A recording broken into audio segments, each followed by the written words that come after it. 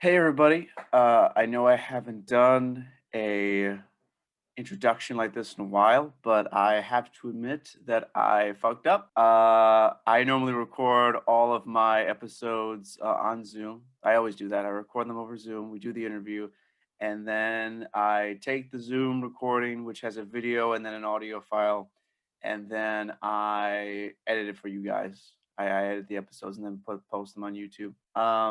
So I don't even know how this happened exactly. I don't even know. I lost the video component. But good news, we got the audio version. I'm so thankful and appreciative for Bob Teitel. Such a great guy, such a great producer. He's made some great films with some great people. Gonna give you a lot of insight and knowledge with this interview. So I'm really excited for y'all to dive in. Just keep that in mind. There's no video. It will just be an audio version. So without any further ado, this is the Courier 13 podcast with Winter Andrews, episode 19 with Bob Teitel. This is the Courier 13 podcast with Winter Andrews. My guest today is film producer Bob Teitel. My goal with this podcast is to showcase the innovative talent and ideas that Hollywood hasn't discovered yet.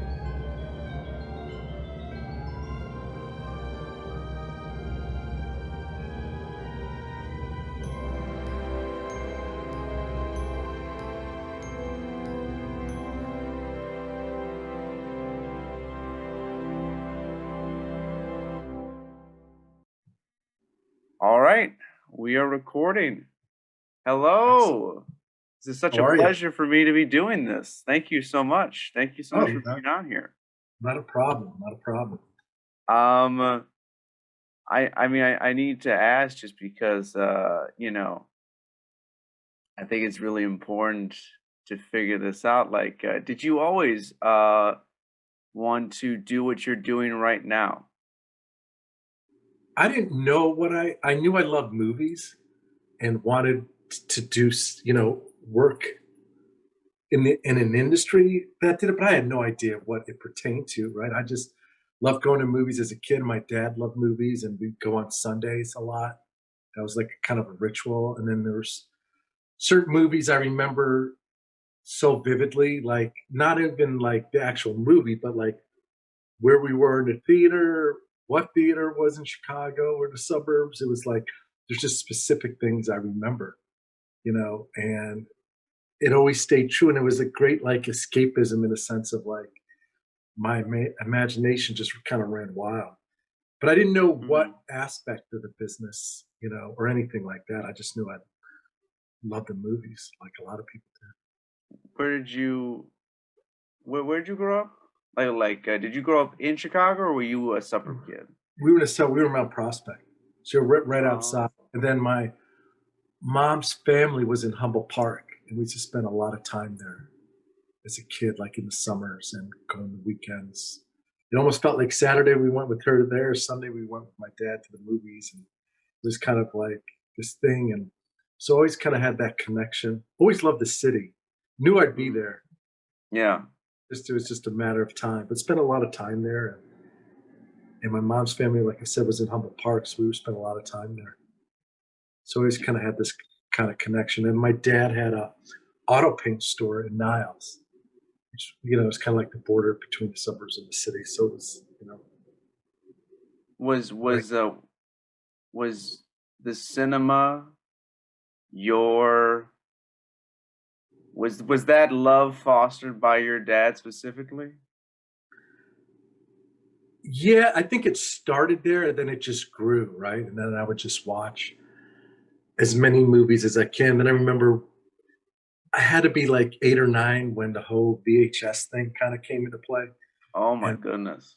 Maybe 10. Those? You don't, I do. But I know I do. I totally grew up with that stuff. Like the first like Disney movies that I watched were on VHS. See, for us, it was like Warriors and Enter the Dragon. Like those two, like we rented over and over again, and just kind of like kept. And then there was these great movies in Chicago that I flipped for, right? There was Thief with James Caan, the Michael Mann movie. There was Cooley High which really like I saw it on. It was a TV. I mean, obviously it was a movie, but I remember seeing it on TV like after school, Yeah. like 3 o'clock. And then all the John Hughes movies, I kind of flipped out over too a little, just because I was the same age as those kids. I didn't live in that affluent kind of world, but it was great. Like I was at the same age that they were, and these movies were done in Chicago. That's all I knew, right? So Right. I knew there was a little like connection there. And it's so funny. I showed my 16-year-old Breakfast Club like over Christmas. This last Just Christmas? yeah, this past Christmas, he just flipped. Like he was like, "Man, that movie! I'm telling you, like, it just that movie stands the test of time." And a lot of those movies did. And then it was like, and then I remember certain.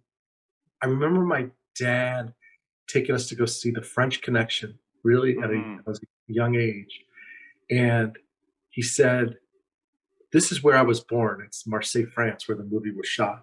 He goes, "I don't think I could ever afford to take you there, but I want to show you where I grew up." And I remember like Wow. going at a young age to see this rated R movie. And then, it was, I remember going to see The Road Warrior at Golf Mill, believe it or not. And we watched the whole movie, my brother, my father, and I, and then we just sat through it again, watched it a second time. Like, I remember just sitting through the movie twice. Like, it was so mind boggling and what a world. And you know what I mean? You It's a you post you sat through apocalyptic. it twice? Yeah, just remember certain things. And then in my latter years, like going to Columbia College, it was seeing a lot of Scorsese's movies. Like a little before that, that flipped me up. But then Spike did She's Gotta Have It. And I just kind of flipped, like that made it obtainable. Like you're going to school, trying to make movies, and then you read like Spike did this movie and he raised the money.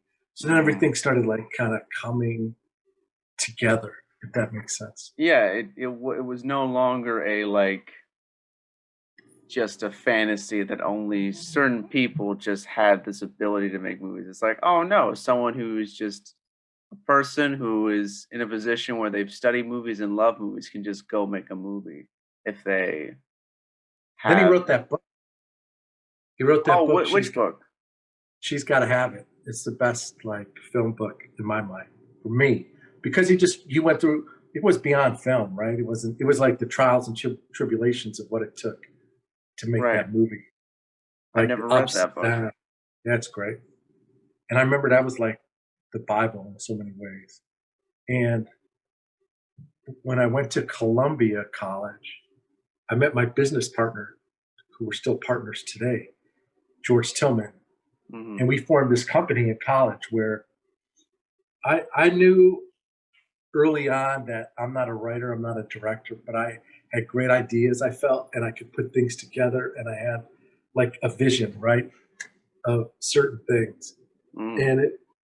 And there was like 4 or 5 of us in the company at first, but then him and I were only two doing all the work, and we just kind of like What happened wrote to it the out. other three people? Did they just simmer out after a while? Yeah, one of them is very successful in the gaming world, like highly Uh, successful, and the other two I'm really not sure of. But it was just one of those things where we outworked everybody, right? Especially me. mm. Like I might not be the smartest or the best, but I'll outwork you any day. And that was kind of like that's what kind of thing kept us going, and keeps us going now. Well, yeah. I mean, well, and I think I mean obviously I mean we're gonna get into like the specifics of the film that you've done, but so far it seems like a bunch of successes. If you have to Well, look back at all of it. it's been a lot of ups and downs, but that's the business. You just gotta like Mm. take the good with the bad and never get, I was smart enough to know that it's a roller coaster ride, right? And you And accepted that. yeah, it wasn't early on. Early on, like you're thinking everything's going to work, but then you kind of study and look at your peers and you look at people you respect, and even the people you respect don't hit it out of the park all the time. So you start like kind of putting it together. Now, obviously being in Chicago, I got to learn how to make a movie and what I loved about it. But then going to California was learning the business side of things. And Mm. my only connection to the business side of things while I was in Chicago was going to Tower Records, sitting there reading a Variety magazine, not buying it, just reading it there, Taking it and reading it, putting it back. reading it in the back, look at all the films that were being made in the back, right? Hmm. And all the people. They used to have these charts. Oh, it was kind of like IMDb in the back of Variety. And then I would read about. Then I would buy any book on film, right? Like any. And there wasn't a lot of like, producerial books at the time. There wasn't even producerial classes at school. That didn't really exist. Really? You know? No, not at all. Not back then. If it did, it might have been in California, but it sure wasn't here. So it was a lot of like trial by error, and then early on we were doing like a lot of music videos too in Chicago, not Mm. big ones, but a couple decent sized ones here and there, but nothing like huge. But it was like for a producer, it gave you like, okay, here you are putting together something, hire people, balancing the money, having a vision for it. Like, so it gave me a great like training ground. Then we made a couple short films too. So it was a combination of like, I always felt like we were building up to get to a certain place. Like it was never personally my trajectory to like go get a job and work your way up. That wasn't going to happen. That wasn't the plan. It was like make movies. Hopefully this one doesn't suck. Try to sell it, make another one. Like it was just this Yeah. mentality. It's the mentality of just making stuff and not. Yeah, it was funny because I'd go to meetings early on in Chicago, like a lot of these filmmaker meetings, like different organizations, and everybody was just bitching about how to get it. And I just got kind of tired of it, to be honest with you. I got sick of hearing it, right? I'm just like, well, I just got to go do it. I don't want to be one of these people, talking and still bitching about trying to get it made. Like, I just got to get it done. Yeah, that's kind of that scares me too. Like being around people who like are just upset at the status of like their ability to make a movie. It's almost It's like hard. suffocating. Like, listen, it's not easy and it's not for everybody, No. of course. But Mhm. if I was going to try to do it at a young age, I needed to be around some positive. I had to be around like some positivity, right? I had to be Mhm. around, and it was always the point. Even like when I'm in a rut work wise, like I got like to me, like I got to go see a great movie just to realize why you kind of love it. You know what I mean? Yeah. I It's remember, I won't say the movie. I was working on a movie. We're shooting a movie, right? mhm. And it was like poorly acted. There was one scene. It was just really. It was late night. It was a Friday. It's the whole week, and I was just like so burnt out, and I just wasn't in line with like what the director was doing. I wasn't in line with what the actors were doing. It was just me, right? And I was like, I got to get out of here and like get this off me, like, Mhm. and go Yeah. watch a good movie.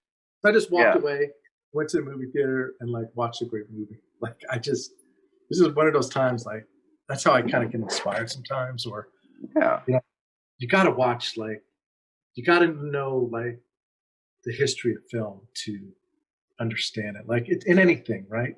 You got to know the history to understand where we are today and Mhm. where we are in any business. I'm not just talking film. Would you say that you're the kind of person who, has seen all the greats, has a very detailed understanding of each period of cinema? No, I wouldn't, but I've seen a No. lot of movies and I know what I'd love and I've You've seen read enough, about. yeah, you've seen enough to have a taste for them. Oh, definitely. And I know certain things. I wouldn't say like it just, this was shot in 1945 and like I'm Right. not that can't do that. I know people who can, Mhm. right? But I always tell people, if you're going to get in the industry, you got to watch like those AFI top 100 movies, right? Because Yeah. it's great to reference them. And You mean like for a pitch? yeah, for a picture, even if you're young and getting in the business, right? And if I hear a pitch from a writer or a director and they're young, if she's or he is like in their 20s and they're referencing an older film, not your typical older film like everybody mentions, but something a little more obscure but popular, then you kind of look at them in a different way. For me, I do. I'm like, wow, okay. Hmm. She or he kind of like has like, okay, they kind of get it. You know what I mean? And Yeah. I just think it shows you have a knowledge of it, right? Hmm. I mean, it's the same thing with any business, you know. Just you could just tell. And as I get older and I see younger people trying to do it, so when they make some of these references, it just gives me like a full understanding, you know. So you okay? Yeah. So you can tell someone's grasp on the medium by the references that they make. Yes, and I also could tell this. I'm about to sound arrogant. I could not every time, but I could tell if someone's going to make it in the industry, whatever they do. By the movies that they reference.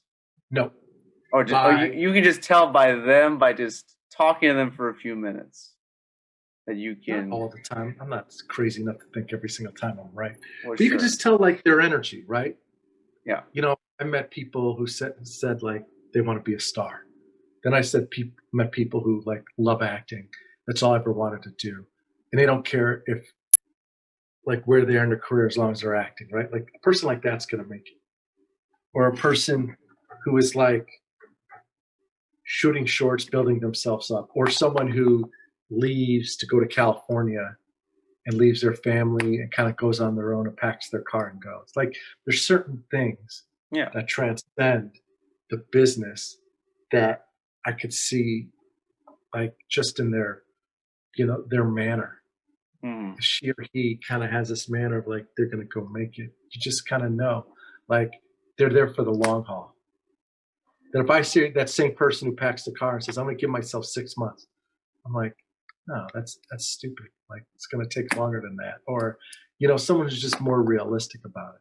Now, listen, there's rules to it all the time. I'm like, you know, like there's Hmm. exceptions. There's nothing stays the same like that. But you could a lot of times I could tell. That's just with age and doing it for a while, you know. Well, and you've I been wasn't saying born with it. You know what I mean? Oh yeah, no, that's an acquired thing. Like you have to once probably yeah, it's right. It's like you said, it's the experience. It's under you've seen you've been around people who have made it and have found success in this business, so you know what the qualities are. So if you Yeah, can see that with someone else, yeah. Like there's that common drive, you know, mm, that they have. Like they don't care if they're working 12, 14 hours a day because they love it. If you yeah, love it, you'll make it. If you like it, you're not going to make it. yeah, yeah, you It's just can't not work. There's easier things in life. right. Right, it's making a movie like I don't know, maybe you'll feel differently about this, but you kind of touched upon this like when you said that some people will say I just want to be a star, like I just want to be famous or I want to make a lot of money. I feel like that's a very you know poor reasoning to do this, to get into this field.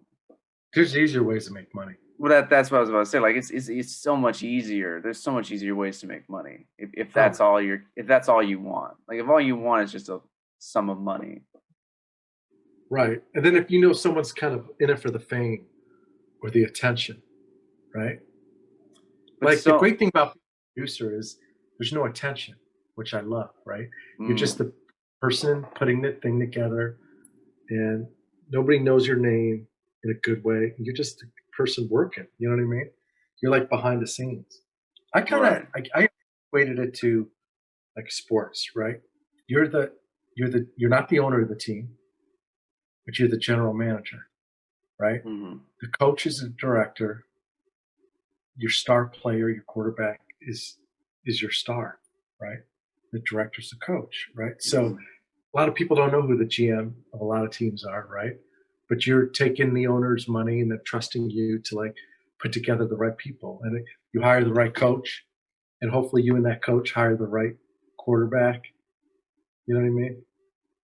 It's all about creating the best team possible. Like, if we're gonna stay on the sports analogy, it's like you have to make a great movie, you gotta like build up the Patriots, quote unquote, every time, Yeah. Like I'm not basically. Ryan Pace picking Trubisky over Mahomes and Watson. Oh You my know? gosh. We can talk about oh my gosh, we can talk about that Yeah, but for it's like, but days. then again, I hire a coach. Do I hire Bill Belichick where I let Bill Belichick do his job? What am I going to tell Bill Belichick that he doesn't know? Right? Right. Am I going to hire a Matt Nagy who needs some input, who's young, that I'm going to work with hand in hand? It's like with a director, right? Some Hmm. directors you hire, you let them do their thing. Yeah. You know what I mean? Like you're not going to tell them, what to do or how to do. You might suggest things here or there, but not a lot, right? But then if I'm hiring a first time director or he or she is young, you might have more input, right? Hmm. But that's not necessarily a good thing either. Sometimes you want Bill Belichick, just go do your thing. You know what I mean? Well, I'm sure it takes, you don't have to feel like, I mean, as a producer, I'm sure you want to feel like all you need to do is do your job really exceptionally well, not also help someone else do their job Right. And I've exceptionally always been the well. type, like, when I hire people, I trust that person, right? Like, Hmm. if I hire a DP, I'm not going to look at his AC or his crew. If I hire that person, I trust that person, Right. right? I hate when people, personally, I hate like when they some people are successful like that, right? But when they kind of, their input is not like on every single thing, I think this is too much. If you hire somebody, you trust that person. So if you trust that person, you should trust them to do what they do best, right? Yeah. You're not Like there if to I, micromanage. if I hire a first AD, I'm not telling them who's their second AD and who's their second, right? Right. Why would Right. I? Just to me, that doesn't make a lot of sense. Now, I want it to be inclusive and I would push diversity, which seems like the trend now, but we've been doing that a long time. I've been doing that for 25, 30 years. Other than that, I'm not going to pick who does. Yeah. I'm not going to say this person is, you know what I mean? Like I trust that person to hire the right people. Right. Right. Well, it's interesting because you and George Tillman met in at Columbia, and was okay. Now remind me again. Was Soul Food, which was like your first feature film, was that based off of a short that you did in at Columbia that Yeah. got acclaim? So, so we kind of always had a kindred spirit in the movies we liked. You know what I mean? Hmm. He's African American. I'm half Puerto Rican. We had kind of like similarities in movies we liked. So it started there, and then Yeah. but he wanted to write and direct, and now he just really directs. And he wrote this short called Paula, and Okay. it was like a 30-minute short. And we raised the money together. We put it together, and I think shorts back then were supposed to be 10 minutes. This one was 30, right under 30. We had a crew, and we shot for a week. We raised the money, and then that film garnished some attention in the world of short films. It was like nominated for a Student Academy Award in the Midwest. It didn't go, it was the finalist in the Midwest, but we used that as a tool to raise money for a feature that had nothing to do with Paula, Hmm. right? And that movie was called Scenes for the Soul, and we made that movie for $150,000, and we raised that money through 44 different people in Chicago to get 150 grand. So that was crazy. That took a How year. did you seek out those people? Uh, I'm tired of fucking. It was just nickel and dime. My father was in the auto paint business, so I grew up in body shops my whole life, like going to body shops. I worked there my whole life till it did. Even when I was working in film, I was still working there. Yeah. And I went to a lot of those people and begged for money, right? And just went back and forth. kept a ledger of what I was asking them, what I really had, what I was lying about, to get to $150,000. We just kind of begged, borrowed, and stole to get that money. And then the great thing is, it took a year to edit. We shot the movie, I think 24 days. It was, 24 days, 60 weeks. We spent a year editing the movie, literally a year. And then we drove to California. And 6 weeks later, we sold the movie for $1 million. And Right. it was unbelievable. But then it was a typical story in Hollywood. That movie never came out. And there's a reason everything happened that way. So it never came out. And then, but we had the money and we tripled everybody's money. And it was obviously disappointing it never came out, but I quickly realized that, like I said, everything happens for a reason. And then George was writing Soul Food at the time. And then I was going to raise money for Soul Food. We were just going to do it again. But the good news is after we sold that movie, we had agents in Hollywood and they were smart enough to give the script to Kenny Babyface Edmonds, who's the big R&B, one of the biggest R&B producers ever. And he just came off producing Waiting to Exhale, the album, not the movie, the album, which was like one of the most successful film albums of all time. And so Fox 2000 gave him a deal and they wanted this to be their first movie. Mm-hmm. And then we,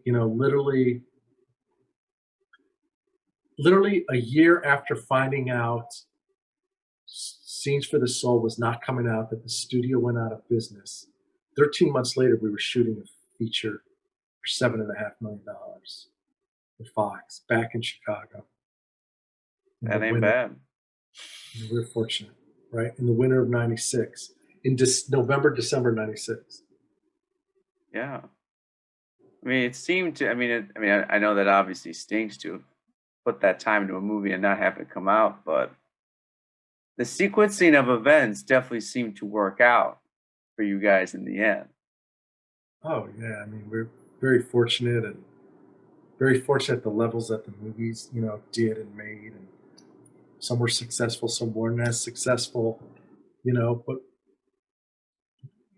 we were never the guys, like, we still haven't made a movie that garnished $100 million, right? We might have made $100 million with video and all that kind of stuff, but we weren't those guys. So we were always, trying to make just great movies with great stories, great characters.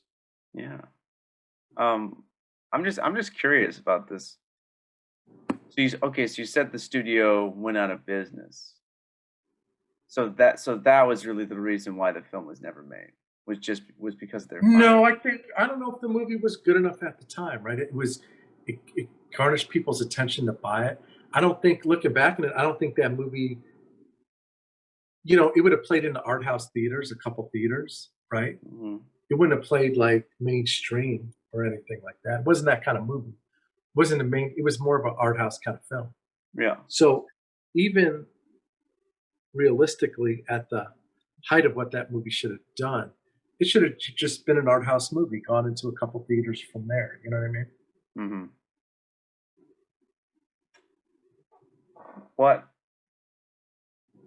What do you have to say to filmmakers right now? Because I feel like comparative to like your time, when that film was being made and you had to get the money for that raising money was so much harder. What's that? Raising money was just so much harder. Like, you couldn't like crowdfund on the internet. And you couldn't go out and just shoot something, right? Like your generation could go out and shoot something today. Like, if you wanted to, right? We couldn't. It's not like you had to go get a camera, get the film, shoot it, develop it. It was just harder, right? Everything was harder. You needed more lighting. It wasn't digital, right? So, but the competition wasn't as steep because of the access that your generation has. The competition is steeper, right? So if there was one group of people going to shoot a short, there's probably 15 groups of people doing a short, just because the access is easier.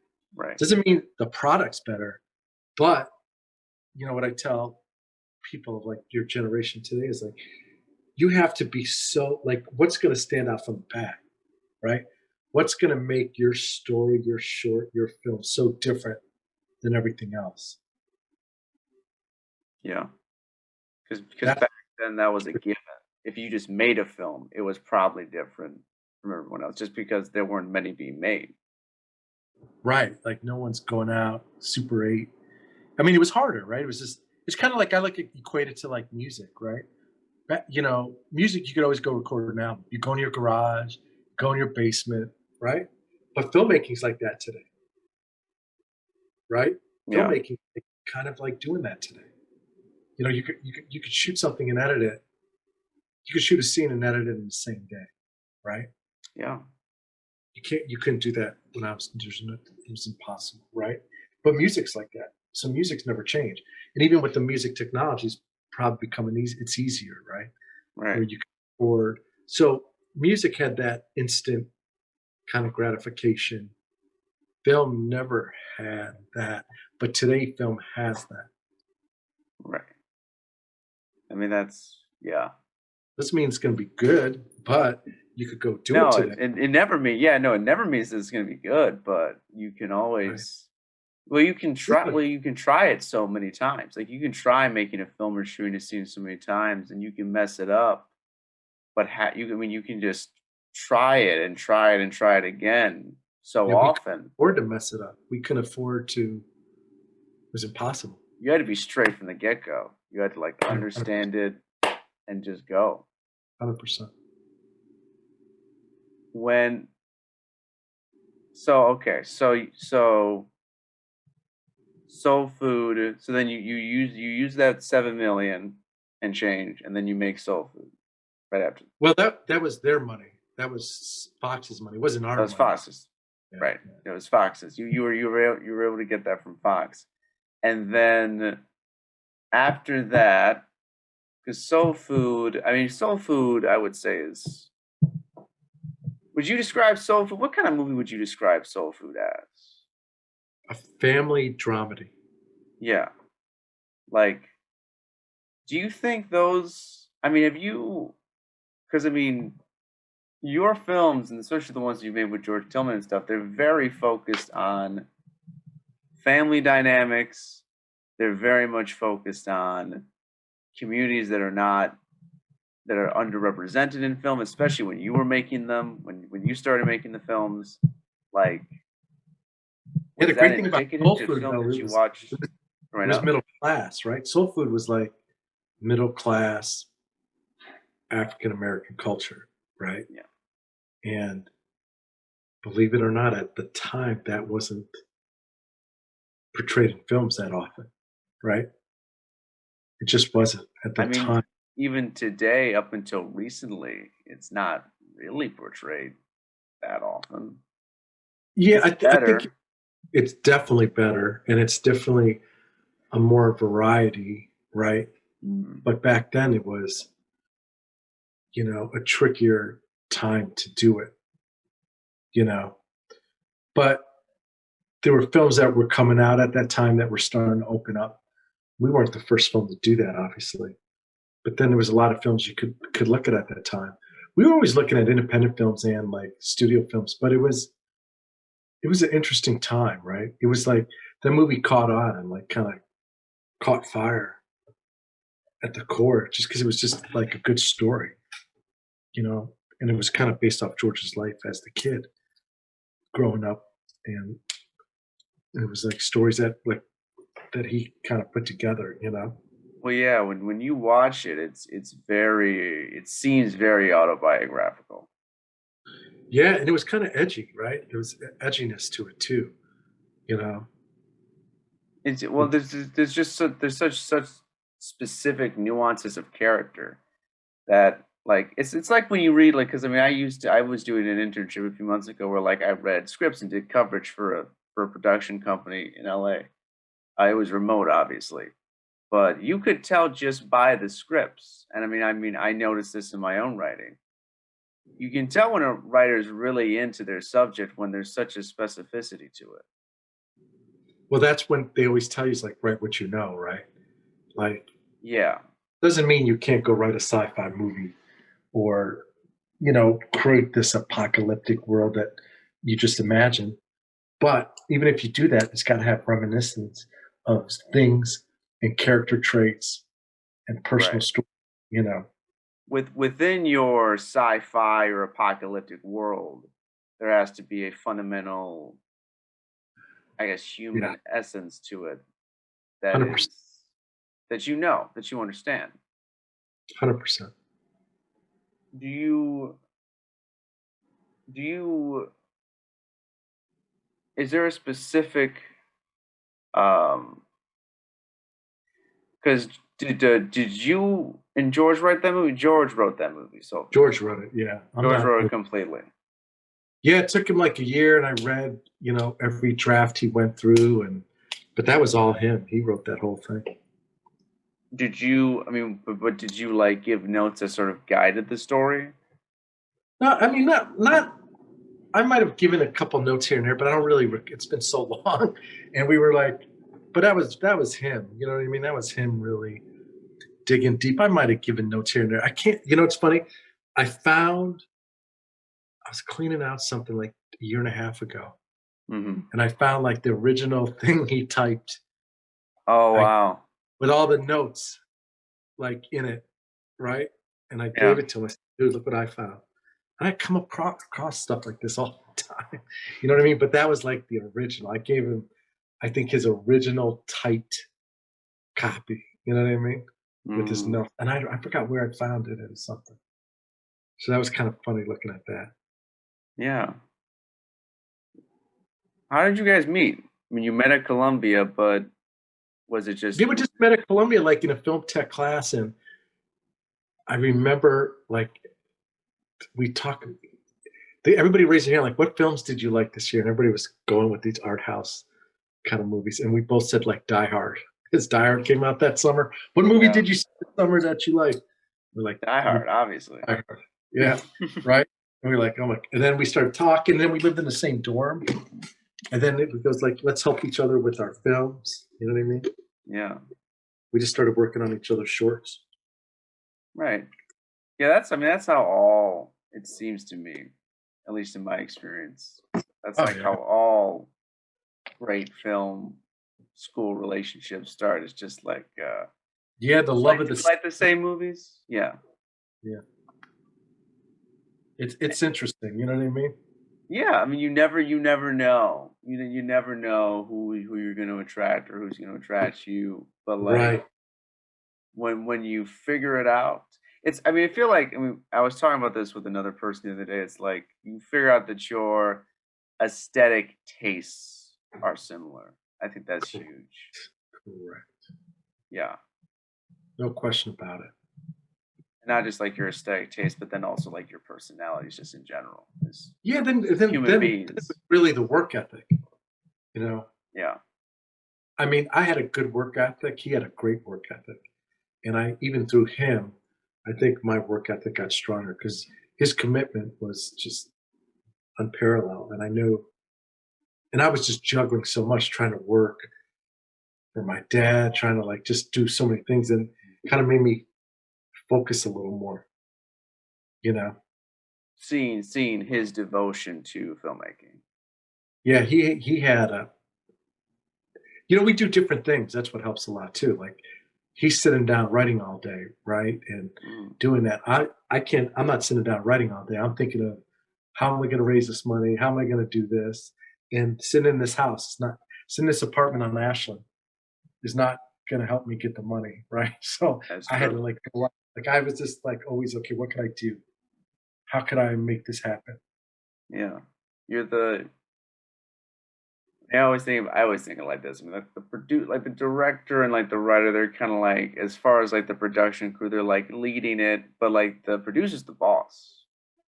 Well, no. Here's the interesting thing in movies, right? Like, let's say I find a script, I set up a movie at a studio, and then I hire a director. Let's just take that case for example. There wasn't a director before it, right?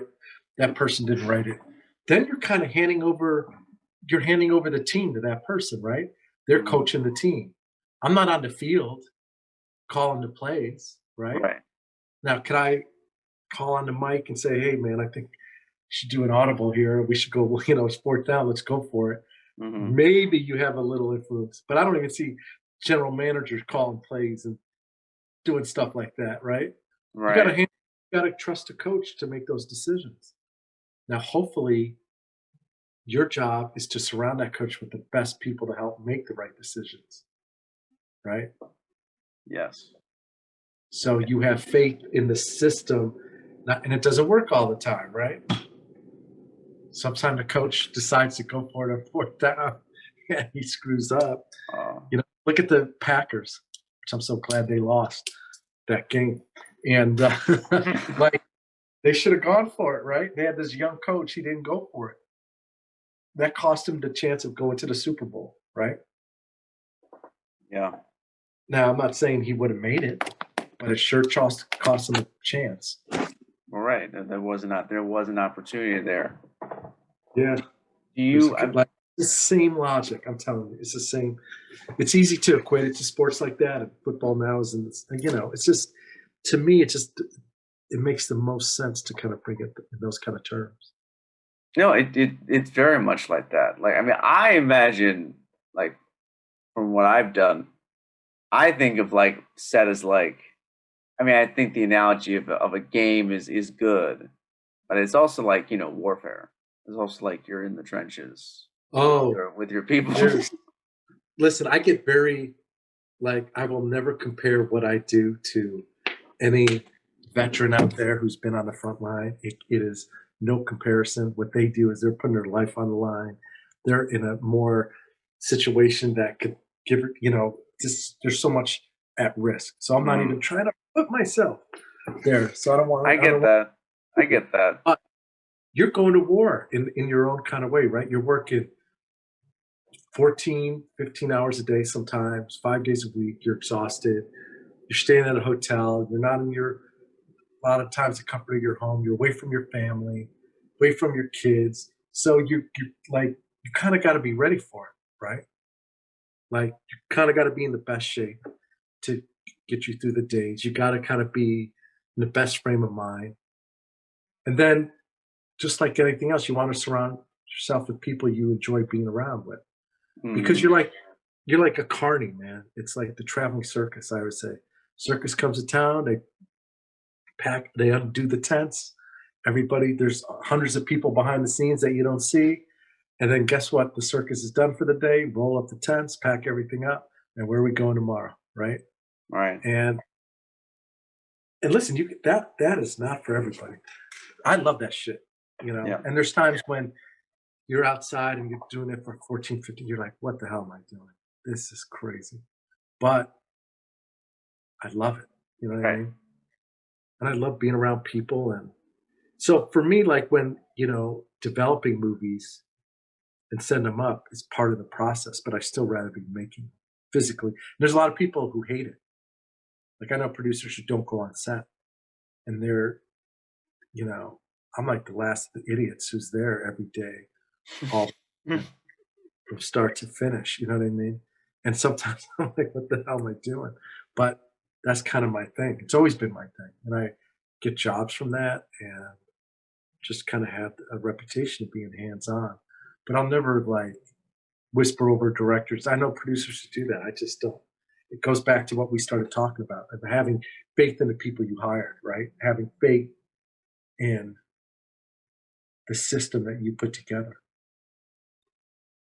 Have you witnessed, like, have you watched like a younger filmmaker work, and like have been or have noticed stuff that like young filmmakers are doing that you think is counterintuitive? Like, do you think there's a lot of people who don't, I guess, because we were just talking about like trust, like trusting people. Do you find that there's a lot of filmmakers who are like egotistical in how they approach their work in that way that you've worked with? I've been fortunate not to deal with a lot of that. You know what I mean? Hmm. I've been fortunate not to really see that. I mean, listen, when you're young, you're learning, right? So if I could suggest something from making 20 some movies that this person hasn't done, yeah, I'd love to suggest it. You know what I mean? But I do it like I respect the craft, right? And Hmm. the craft is like I would never go on and yell it out. right? Right. But I would take he or she aside, kind of say, listen, what do you know, maybe we should do this here. Maybe we should get another take. I don't think that one was right. Stuff like that. But I would never, some producers are not like, they don't have the respect of the craft, and they're just like, see, TV's that oriented business, right? In TV, the producer, showrunner, writer, producer kind of controls the situation more, right? Right. So they bring on a director. If they do 12 episodes a year, there's 12 different directors for every episode. So they created the look, the feel, the vibe, the nuance of the actors, and maybe that director could pick up a little more of it, but it's set for them, right? The look's set, the actors are hired, the wardrobe's picked out. You might pick out a couple new things, but you know what? This actor she always wears this hat. You're not Right. going to take that off on episode 9, and not, even if you think it looks horrible, you don't have that. In a movie, it's different, right? The director has just more control. In TV, they don't. It's a different kind of medium. All right. The director is the ultimate decider, always. The director in TV is a gun for hire. Mm-hmm. Not if you do the pilot. Now, if you do the pilot, that's like doing a movie, right? You created the look, you helped do the actors. But in movies, the director is like in control, right? Like it's their game's on, you're making the plays. You know what I mean? Yeah. I mean, at the end of the day, directing a film is like, yeah, it's your world. As you said, it's your world. It's Yeah, like your I hired invention. somebody. Yeah, like you trust them to bring their vision to it. I don't want to sit there and look at what shoes they picked out for that actor. I care less. You're not into that. You're not into that minutia. No, not at all. I can't. Don't have the patience. I'm trying to run too many things. Mm-hmm. But there's some producers who do that, and you know what? They're probably better than me then. But I just don't. That's just never been my thing. Mm-hmm. I remember I was doing this movie that had to take place in the South, right? Yeah. It was Westernesque, I like to say, right? Westernesque. And the wardrobe person comes up to me and goes, "Should he tuck his shirt in with the belt?" Because I said, my father was Jewish, my mother's Puerto Rican. I grew up in Chicago. I have no effing clue how this guy's supposed to, if a cowboy tucks in his pants with a belt or leaves it out. But thank you for asking, but I am not the right person to ask. And I've never. That's a fair response. But she was doing her job. She was right, and we joked about it. No, we were friendly, so I could like joke a little. But don't act like. I know some people are supposed to make those decisions. I'm smart enough to know I know nothing about that. Don't ask me that. Yeah, it's a lot of effective communication on set is knowing what you do know and knowing what you don't know. It's like, okay. 100%. And I guess producers can do that. Directors can't do that because if you're the director, they got to make that decision. Yeah, no, that is your decision. All those decisions are your decision. Oh, those are. That's why, and you got to make it fast. And you can't, even if it's wrong, make it fast because people believe in. Like, I've been on sets when you hear the crew say, "Oh man, that director knows what they're doing," or "That director doesn't know what they're doing," or "Hey, what color jacket should they wear?" And they sit there and they think about it. If you think a little too long, you're screwed. Even if it's the wrong point, just pick it. Yeah, I like that blue one. Go ahead. What do you have? Like, okay, should they wear this ring or that ring? Should they have 2 rings or 1 ring? 2 rings. Go ahead. What else do you need? Like, you just got to be. Even if you're wrong, because you're not wrong. It's subjective, right? Yeah. A lot of it. Not all of it. 90% that kind of stuff is. It's kind of what you like, right? If a cowboy's supposed to tuck in his shirt, maybe that's not subjective. Maybe they all tuck in their shirt and wear a belt and they never hang their shirt off. So it's stuff like that. You know what I mean? Yeah. Well, I mean that just makes me the whole tugging in your shirt and all that stuff. Have you worked with actors because actors can be very particular about those minutiae, like those stuff, Yeah, you just got to know how to like talk to them and understand their nuances and what they're trying to do as a character. Give them room to breathe. You know what I mean? I work with actors who like joking around the whole time, and Who then was go your knock out. favorite actor to work with, like ever? Like, who's I ever mean, been on one of your film sets? I worked with a lot of different actors, but I mean, working with Robert De Niro was amazing. Working with Billy Bob Thornton was amazing. Uh, Anthony Mackie, Cedric the Entertainer, Cube, Ice Cube is amazing to work with. Dwayne the Rock Johnson's work ethic. I worked with Duvall, Charlize Theron. I've been fortunate enough. I think Regina Hall is a great actress. I've been fortunate enough to Yeah. work with a lot of interesting actors. You know, Cuba Gooding in Men of Honor was great. I mean, we're fortunate, right? Even from Soul Food on, like just working with some really great people. Anthony Anderson, I work with a lot. We have a great time together. And Anthony Mackie, we work with like in 3 movies. He's brilliant too. Yeah. You know, there's just so many different people I got. But you know, it's like picking your favorite kid. But being young and working with De Niro, like the first time, that was like you're playing with Michael Jordan. You know what I mean? It's like you're a kid Right. growing. Yeah, so that was kind of like wow. Then watching him work, and I to this day. Yeah. What is that like? What's he like in the working process? Well, first off, it starts with readings, right? He like does a reading of the script before they shoot, well before they shoot, right? So he needs to hear it out loud.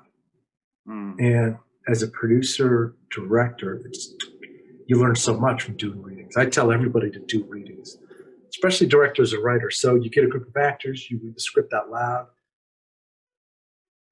You're there tweaking things, seeing what works, seeing what doesn't. If it's a comedy, you see what plays, you see what doesn't. So that thing, and then just his work ethic on set, you know what I mean? Just how he would give you so many layers, right? If you would say, how you doing? He'd say, how you doing? How you doing? How you really doing? He would give you all these different variations, and he knew everyone, he knew what he was doing. And he would just kind of repeat it. And a lot of times you wouldn't cut the camera, right? You would just keep going and do it so many different ways and different times. And you as the actor across from him would either give the line or not. You know what I mean? But just watching him work was like you're kind of watching Jordan play basketball, right? It was to me like it was unreal. Do you think that do Billy you think Bob's he learned that stuff from working with Scorsese films? Like, does he use that same approach with?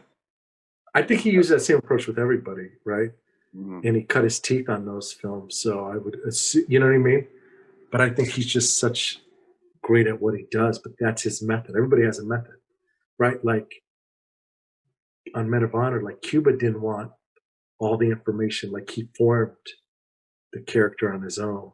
Mhm. De Niro met all these different sergeants who, like, there was 2 people who were like with the real guy, Carl Brashear, right? Who like were his in command. I forgot what rank in the Navy they were, right? Yeah. And then a lot of times, you know, Cuba, we met the real guy, but he didn't want to be around the real guy all the time because he wanted to form his own character in the work. Bob wanted to be around those people. There was this guy, Sergeant Rodecki, who was like a consultant, and he took every little bit of the way he walked, the way he talked, his mannerisms. He saw, and he wasn't even the real guy. It was a culmination of different people who Billy Sunday's character was, but he grabbed onto that particular guy, and he like did a lot of his mannerisms, and that's how he works, right? And that's why he's great at what he does. Yeah. What So it's Whether it be Robert De Niro, Billy Bob Thornton, all these great actors and actresses, what's the Mac. consummate what's the consummate trait? Is it just work ethic and talent but I mean what is the common I think thread? it's work ethic. It's a lot of different things. I don't know if you can pinpoint one thing. Like Dwayne the Rock Johnson has like the greatest work ethic ever too, right?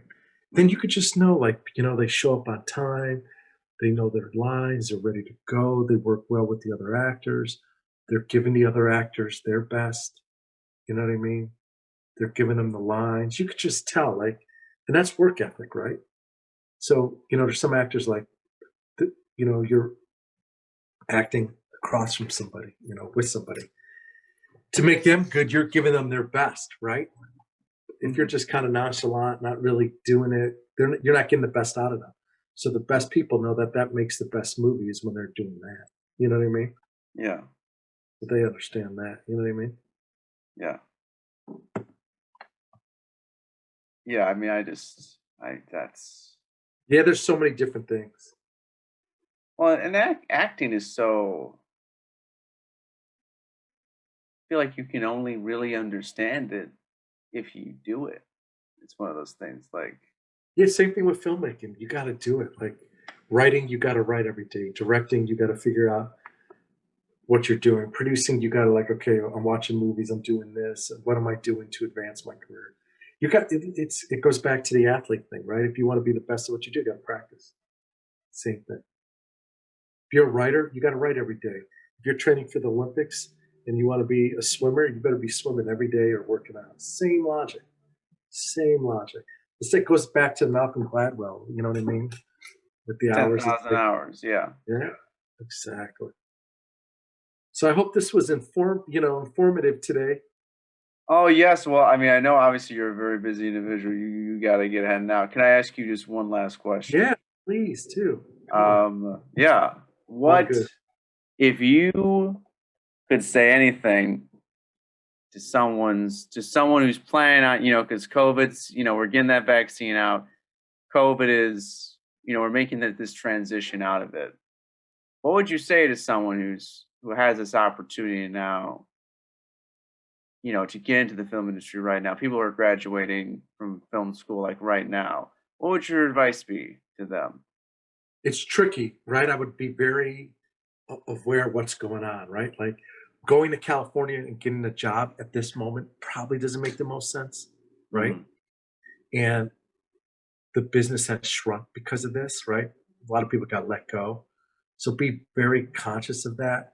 But if you're a creative type person, roll up your sleeves because this is a great time to make something. This is a great time. The world needs content. And if you have the opportunity to go do something, I would say this is a great time to do it. Seize the moment. I know it's not easy shooting during this time, but people are doing it and they're getting it done. So if you're a filmmaker, I would seize the moment and do whatever you can to start shooting stuff now, right? It's a great time to do it. It's a little quiet. It's time. Content is king. It's like you could just tell by Sundance this year, like they're selling things already at enormous prices and doing well just because they need content. So if you're a filmmaker, it's a great time to seize the moment and make a movie. It's honestly, yeah, it's a great time to do anything right Exactly. now, just to throw Right. something out there and make something that's unique and interesting and compelling. And if you got Exactly. that, it's gonna resonate a lot. Exactly. Well, Bob, thank you so much. This has Yeah, been a well, real honor for me, a real treat. I've really enjoyed doing this. So no, thank I you very had a much. good time. Great questions. Thank you. I enjoyed it too. So thanks.